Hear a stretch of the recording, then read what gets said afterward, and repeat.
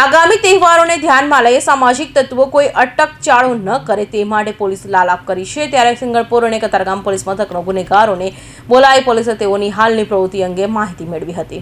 સુરતમાં તહેવારો સમયે સામાજિક તત્વોનો ભાંગ ફોડીઓ પ્રવૃત્તિઓ કરતા હોય છે, ત્યારે સુરત પોલીસ દ્વારા સામાજિક તત્વો પર લાલાપ કરાઈ રહી છે। તો સુરતની કતારગામ અને સિંગણપુર પોલીસ મથકમાં અગાઉ શરીર સંબંધી ગુનાઓમાં પકડાયેલા આશરે 65થી વધુ આરોપીઓને કતારગામ પોલીસ મથકે બોલાવ્યા હતા। આ તમામની હાલની પ્રવૃત્તિ અંગે માહિતી મેળવી હતી। ગુનાખોરી રસ્તા છોડી દેવા જણાવ્યું હતું। તો આ અંગે ડીસીપીએ વધુ માહિતી આપી હતી।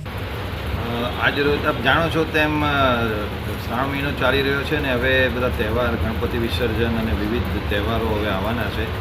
તો લો એન્ડ ઓર્ડરના પ્રશ્નને અનુસંધાને કાયદો અને વ્યવસ્થા સુરત સિટીમાં પ્રોપર જળવાઈ રહે તે અનુસંધાને મહેરબાન પોલીસ કમિશનર સાહેબ શ્રી દ્વારા વિવિધ ડ્રાઈવો આપવામાં આવેલી હોય છે।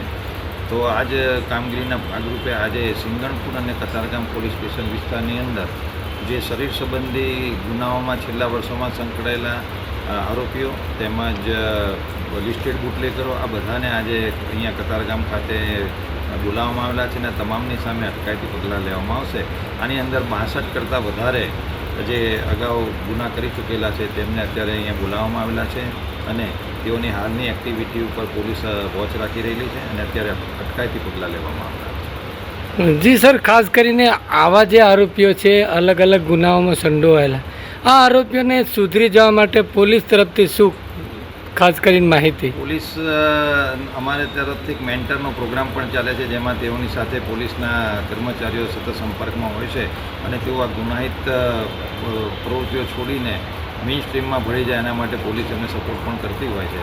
અત્યારે આ તમામ આરોપીઓને મેં અહીંયા બોલાવીને તેમને અત્યારે હાલની જે લોકો શું કામગીરી કરે છે એની પર પણ પોલીસ વોચ રાખેલી છે।